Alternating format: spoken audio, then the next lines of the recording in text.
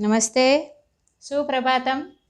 આજની શરૂઆત એક સરસ મજાની ઉક્તિથી. ઉત્સવ પ્રિય હિ ખલુ જનાહા, એટલે કે મનુષ્ય ખરેખર ઉત્સવ પ્રિય છે. હમણાં જ સરસ મજાની નવરાત્રિ ગઈ. હા, નવરાત્રિમાં કોરોના મહામારીના કારણે ઘણું બધું આપણા જે પારંપરિક ગરબા આપણે રમતા હતા એમાં ફર્ક આવ્યો, પણ નવરાત્રિમાં હકીકતમાં સાચી રીતે ઘરની અંદર ગરબા ગાઈને માની સ્તુતિ અને આરાધના કરીને પણ ઉજવવામાં આવી. હવે દિવાળી આવી રહી છે અને દિવાળી એ તો આપણા સૌનો પ્રિય તહેવાર. ઉત્સવો જે છે એ મનુષ્યના જીવનમાં આનંદનો સંચાર કરે છે. ઉત્સવો આવે છે એટલે મનુષ્ય પણ કેટલો બધો ખુશ રહે છે. તમે જુઓ, નવરાત્રિ, દિવાળી, હોળી, જન્માષ્ટમી, ઈદ, આ બધા તહેવારો આપણા જીવનનો એક હિસ્સો છે. તો તહેવારો આવી રહ્યા છે, પણ કોરોના મહામારીની વચ્ચે આપણે આ તહેવારોમાં પણ સાવધાની ખૂબ જરૂરી છે. માટે દિવાળીને ધામે ધૂમે ઉજવીએ, પણ એવી રીતે ઉજવીએ કે એ દિવાળીના જે દીવડા પ્રગટાવીએ છીએ એ બીજાના ઘરની ખુશીઓનું કારણ પણ બને. તો મિત્રો, તહેવારો ઉજવજો, પણ ઘરે રહીને ઉજવજો, સાવચેતીથી અને સાવધાનીથી ઉજવજો, તો તહેવારોમાં પણ आनंद छवायेलो रहशे. चलो अपनी अपनी किताब खोलें और पुनरावर्तन 2. पुनरावर्तन 2 में पहला प्रश्न है कि परिच्छेद पढ़कर इस विषय पर अपने साथियों को पूछने के लिए 3 प्रश्न आपको बनाने हैं. परिच्छेद बहुत ही अच्छा विषय है. परिच्छेद का समय बहुत ही कीमती है. गया हुआ धन वापस मिल सकता है, पर बीता हुआ समय कभी वापस नहीं लौट सकता. तो समय पर ये बहुत ही अच्छा पैराग्राफ है, उसका सदुपयोग करना चाहिए. समय के सदुपयोग द्वारा ही हम आगे बढ़ सकते हैं और परिश्रम करना ही समय का सबसे अच्छा उपयोग है. तो बहुत ही अच्छी जानकारी दी गई है समय के ऊपर. हमें समय बचाना चाहिए, समय के साथ चलना चाहिए.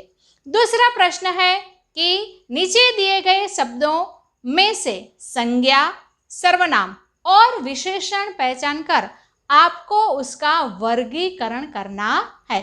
तो एक संज्ञा का विभाग, एक सर्वनाम और एक विशेषण.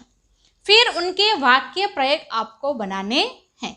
यहाँ शब्द है पर्वत, उसको, मीठा, नदी, तुम्हें, सूरत, बाल, नर्मदा, सुंदर, बड़ा, मेहनती, हम, भारत.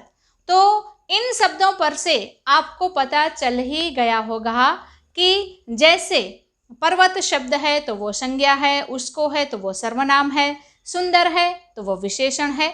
तो आपको उसका वर्गीकरण करना है, फिर उनके वाक्य आपको लिखने हैं. फिर है नीचे दिए गए शब्दों को सही स्थान पर रखिए. तो यहाँ पर खाली जगह है और वह खाली जगह आपको किताब में ही करनी है.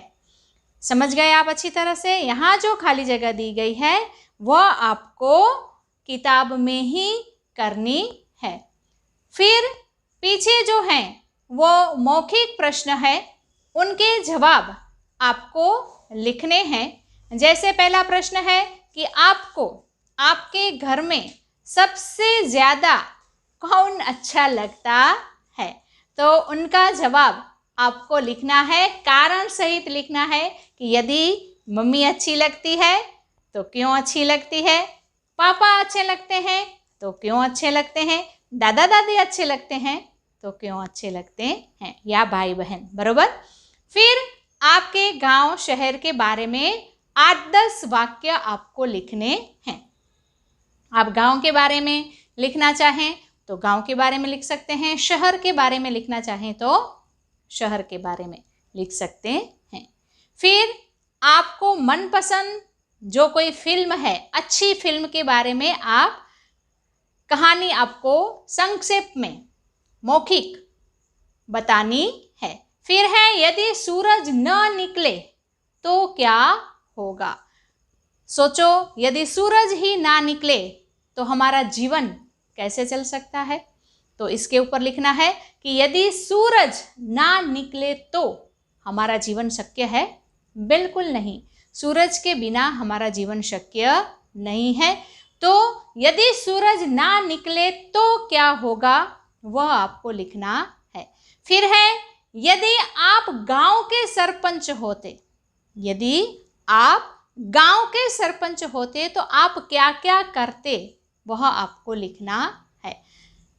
सरपंच जो है वो गांव का पदाधिकारी है, सबसे ऊपरी व्यक्ति है। सरपंच जो है वो गांव के हित के लिए ढेर सारे कार्य करते हैं।